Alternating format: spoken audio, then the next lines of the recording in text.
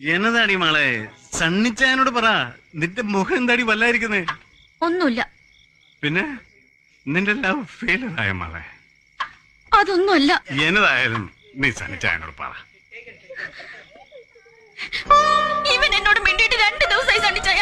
അതെന്നതാടാ, നിന്റെ സംസാരശേഷി പോയോ? ഒന്ന് മിണ്ടായിരിക്കും അപ്പ. ഓ, അപ്പൊ നീ മിണ്ടും. പിന്നെന്താടാ നീ എന്റെ മോളോട് മാത്രം മിണ്ടാത്തേ?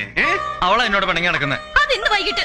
അതിന്റെ കാരണമുണ്ട്. അതിന് മുൻപോ എന്നെ കൂട്ടാതെ കോളേജിൽ പോവാ, എന്നിട്ട് ഞാൻ അന്വേഷിക്കുന്നിടത്തുനിന്നൊക്കെ മാറി നടക്കുക.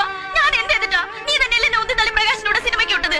അവള് ചോദിച്ചതിന് ഉത്തരം പറയടാ. അത് പപ്പ പ്രകാശിന് ഇഷ്ടമല്ലെങ്കിലും ഒന്ന് കരുതിയിട്ടാ. പ്രകാശിന് ഇഷ്ടമില്ലെങ്കിൽ നീ എന്നോട് മിണ്ടൂലേ? എന്നോട് മിണ്ടൂലേ? എന്നിട്ട് അവൻ എന്നോട് റിവെഞ്ച് എടുക്കാൻ നടക്കുക.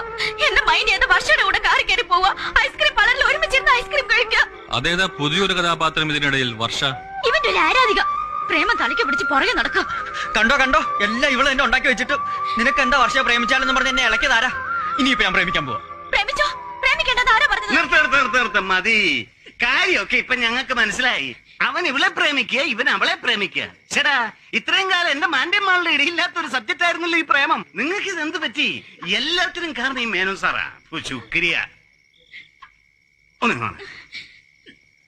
നോക്ക്, ഇനി എന്റെ മക്കൾ കരവിച്ചാൽ ഈ പപ്പയ്ക്ക് സങ്കടാവും, ആ പപ്പയ്ക്ക് സങ്കടാവും.